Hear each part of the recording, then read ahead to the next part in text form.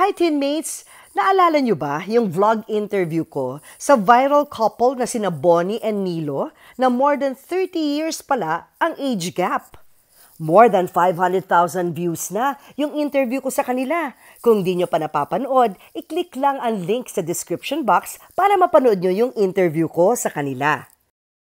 More than 6 years na silang kasal at hanggang ngayon ay sweet pa rin sa isa't isa. Sila ang living proof that love knows no age at talagang na-prove na nila kung gaano nila kamahal ang isa't isa. Harangan man ang sibat ika nga o hindi man maniwala ang marami pang iba. Pag-ibig ko sa'yo'y totoo, ni walang halong biro, di kaya't sana'y paniwalaan mo ang pag-ibig kong ito sa...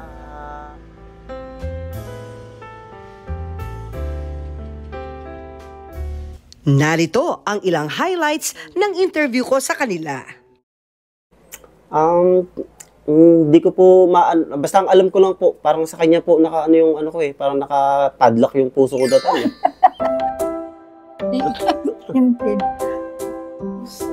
Dahil nga ang pagmamahalan nyo ay hindi siya conventional, di ba? Dahil ako nga personally, parang kayo lang yung kilala ko o nakilala ko na 30 years ang agwat nyo sa isa't isa. Bonnie, ikaw ay ilang taon na ngayon? Mag-73 ngayong May. 73 years old na si Bonnie ngayong May. At ikaw, Nilo? Mag-42 po ngayong December. 42 this December. Gano'ng kahirap ang ganong klase, ganong layo ang agwat ng edad sa isa't isa? Nahirapan ba kayo? So, ako naman po, ma'am, hindi naman ako totally nahirapan. Sa umpisa lang po. Sa umpisa lang. Ba't ka nahirapan sa umpisa? Kasi po, both side sa amin dati, yung sa relationship namin is against po sila. So, kailangan po namin ipaintindi pa sa both side na family namin na yung kailangan din nilang mag-adjust sa amin dahil syempre, yung gap nga po namin. Kaya medyo nahirapan po kami, pero hindi naman po ganun kahirap talaga. So habang tumatagal naman po is naging okay naman po yung... Paano ang labing-labing? Ay! Kailangan ko itanong yan. Paano labing-labing? Yung For labing... 17 years. Okay. Yung labing-labing po namin is lang po, yung mild lang. Siyempre sa... Mild, paki-define na mild spicy, mild. Sige, ikaw na dito. Ano ibig sabihin ng mild? Siyempre po sa gap namin, kaya yung mga labing-labing namin, yung konting hindi naman yung lang po namin, yung mga kiss, yung mga ganyan, yung full of time lang na sa kanya, ganyan. Yung intention na po yung pagmamahal na yung lang po sa kanya, yung hindi naman gaya ng ibang na kailangan kasi wag kang mawalan ng time sa sa asawa mo.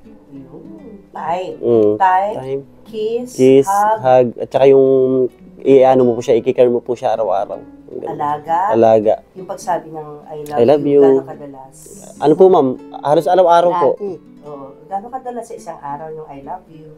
Tuwing po, ma'am, kada ko po siya, yung kaharap o minsan yung nilalambing ko po siya yung ganyan. Pag uwi galing trabaho. Yung gano'n. I love you. Grabe. Julius, di ko pinakaya. Nakakatuwa na yung dalawa. Grabe. Ang sex life, meron pa ba? Na lang po, ma'am, kung sa yung yabang-yabang na lang. Minsan na lang. Wala na. Nayayabang na lang namin yung namin. Kasi, syempre. Tapos yung sa minsana na yun, kailangan i-flex. Todo na. At tinatawag dyan ay, mas matagal na wala, mas nakakasabik. Di ba yung OFWs, pag matagal na, grabe. Julius, di ko pinakaya. Nakakatuwa na yung dalawa. Grabe. Na-black ko daw ako dyan. Kasi nakikerry daw ako. Ayan. Ikaw, anong love language mo kay Nilo? Bukod sa pagluluto, anong way mo para ipakita kay Nilo? Anong gustong-gusto niya? Oh. Like si Julius, gusto niya minamasahe. Yun din, siya. Paano? Nagpapamasahe din sa likod. Masahe din. Namasahe ko rin siya sa likod kasi sa trabaho niyang drami siyang trabaho. Oo. Pagod pa. Sakit sa katawan yun. Pagod, siyempre masakit. Yun naman ang love language. Oo. Yun na. Ganun po yung kinakatakot ko. Kaya ako po, syempre ako po yung bata sa kanya, kaya ginagawa ko po yung lahat, inaalagaan ko po siya, hindi ko po siya binibigyan ng mga bagay na alam kong ikakagalit niya o magagalit siya o masasaktan siya, parang ganun po. May hypertension na ba kayo? Wala naman po, Or thankful naman po kami kasi wala naman po, una-una po wala po siyang maintenance, tapos ako rin po, wala pong kahit 40 plus na po ako, wala po akong masyadong ganung mga nararamdaman sa katawan. Yun po. Ni walang halong biro, di kaya't sana'y paniwalaan mo ang pag-ibig kong ito sa aking buhay.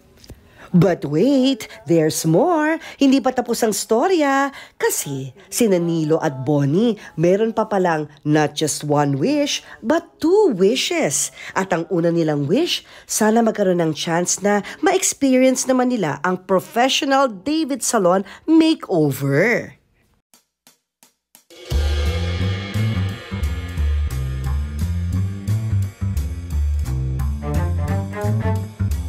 Alam nyo naman ang inyong fairy godmamu. Basta kaya ng aking powers, ika-grant natin ang ganyang mga simple na wishes. Wish number 1, coming up! Hi, Nilo! Hi, Bonnie, kumusta? Belated happy birthday! Kumusta na kayo? Oy, excited na ba kayo? Yes po, ma'am. Para sa inyong makeover? Yes po. Ay, papakilala ko muna kayo sa salon manager, si Michelle. Michelle, si Bonifacia, at saka si Nilo. Hello, good afternoon po. Welcome to David Salon SM Megamall Branch po. Ayan. O, ngayon, papakilala ko na kayo sa senior stylist, si Sir Jojo, para magawa na natin yung David Salon Makeover Magic. Excited ka na ba, Nilo? Yes po, ma'am. Okay, tapos mamaya usap tayo, ha?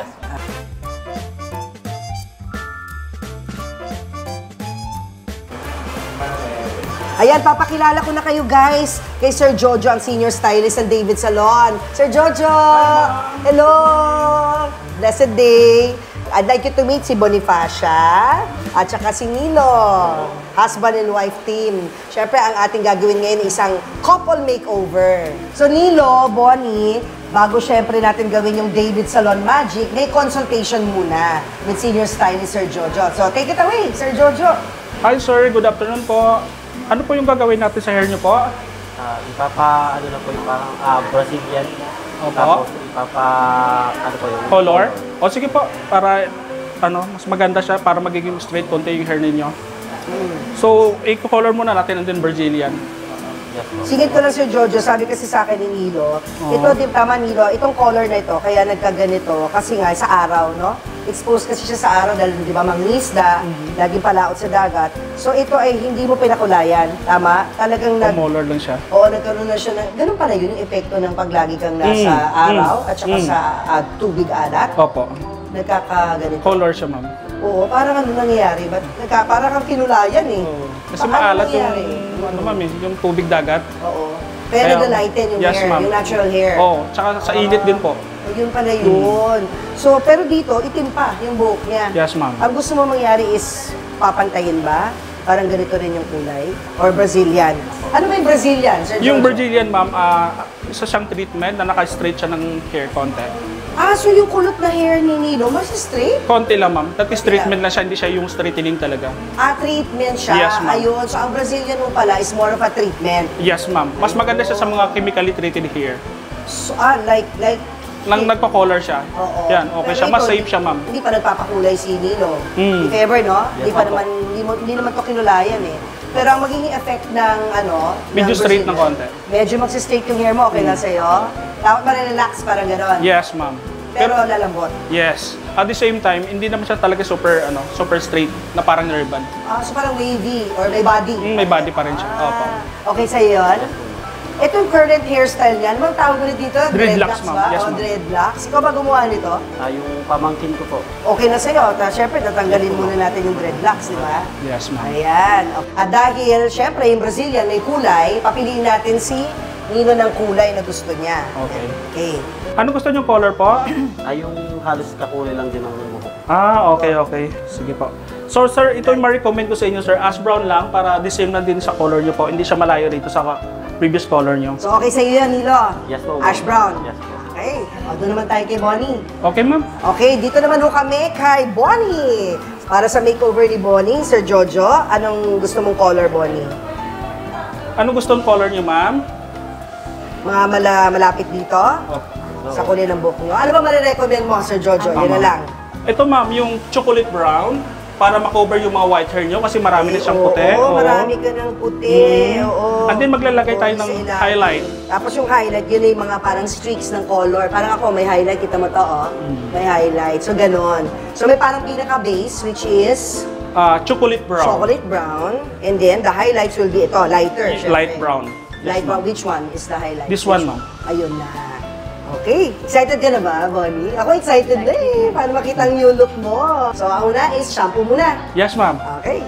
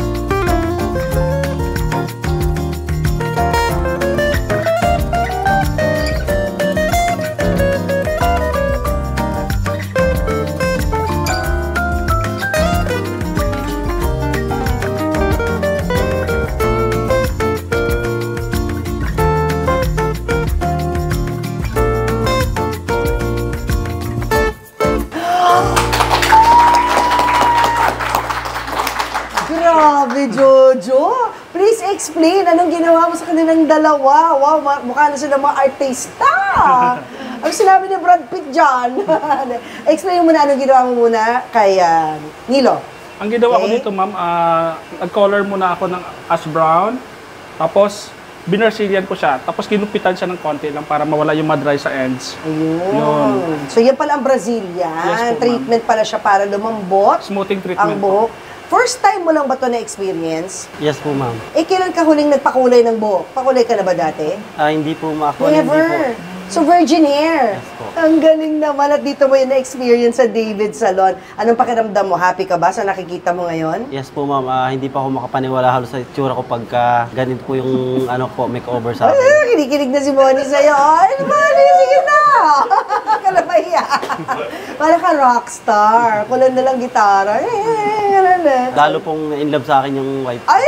Palakpakan! Lalong na in love. Si Bonnie mismo. O, punta naman tayo sa iyong wifey. Halika, Jo. O, mukhang Hollywood star. Ano sinabi ni Ava Gardner dito?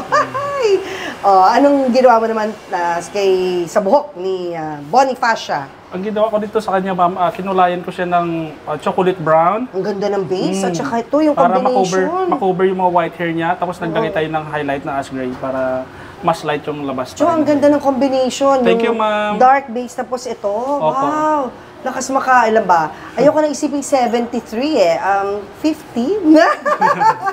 Ang ganda. How do you feel, Bonnie? Ano naramdaman mo ngayon sa iyong Ay, sobrang happy, ma'am. What makes you happy? Anong nakaka-happy dito sa cut ng buhok mo, sa parang kulay? naibang itsura ko eh. Next! Saka maganda ang pagkaano sa buhok. Tsaka yung makeup ganyan ang mga parang Korean makeup, yung parang wala lang, no makeup look. Pero nag-glow. Glow up makeup ba ito, Melvin? Ito naman si Melvin. Siya po ay senior stylist din. Melvin, meet Melvin. Siya po ang senior stylist at gumawa ng makeup. O, explain natin. Melvin, ang ganda naman ng makeup. Parang yung natural lang. Opo, yung no tama. makeup look. Tama ba? Opo, tama. O, please explain to them ano tong look na to. Yung mga uso po ngayon, yung mga parang light everyday makeup na parang pang Korean look. O, yun na nga, kaya may pag-glow up dito. Tsaka di ba lakas makabata pag light lang yung makeup, kaya bagay kay Bonifacia. Opo, nakakabata po talaga. Bagay po talaga sa kanya. Di ba? O, anong reaction ng mister? Lalo pa akong nainlove at saka kinilig po ako kanina habang may-makeupan siya. Palakpakan naman dyan! Bakit ka kinilig? Anong nakita mo kay Dahil- Bonnie nung ganito na yung ayos niya? Dahil ano po ma'am, lalo po siyang gumanda. Reaction naman dyan, Bonnie. Thank you. Naman. Thank you, kami natutuwa at syempre part ang David Salon sa ganitong makeover na ginawa sa inyo. Bonnie, kailan ka huling nagpunta sa salon, nagpakulay ng buhok, nagpa-makeup ng ganyan? Ilang buwan Ano na po ba? ma'am, 2018 pa, nung pong kinasal kami. Hindi nga! 2018 ka huling nagpa-salon? Yes po ma'am. Ang tagal na nun, Opo, nagka-pandemic na at lahat. Pati yung pagpapakulay ng buhok, gano'n nakatagal? Hindi po ganun katagal. Ako lang po minsan kumukulay sa kanya yung blackening shampoo lang. Palakpakan talaga. Ibang klaseng husband. Siya ang nagkukulay ng buhok. So, bago tong Davids, ikaw ang nagkulay ng buhok niya. Yes po, ma'am. Bago na, galing naman talaga. Wala akong masabi. So, congratulations sa inyong dalawa. At maraming salamat ulit, Sir Jojo, Sir Melvin. Sa team natin dito sa David Salon, Miss Michelle. Maraming salamat, Miss Ina. Maraming salamat. At na-achieve natin itong look na to para kina Bonifacia at kay Nilo. Woo!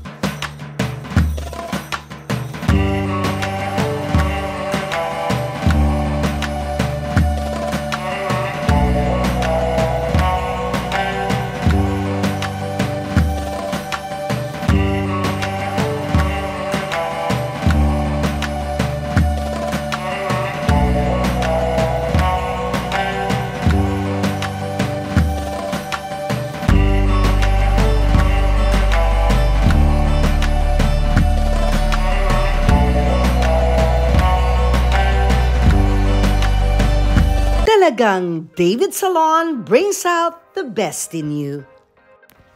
Punta na tayo sa second wish. Alam nyo ba kung ano ang second wish ni Bonnie?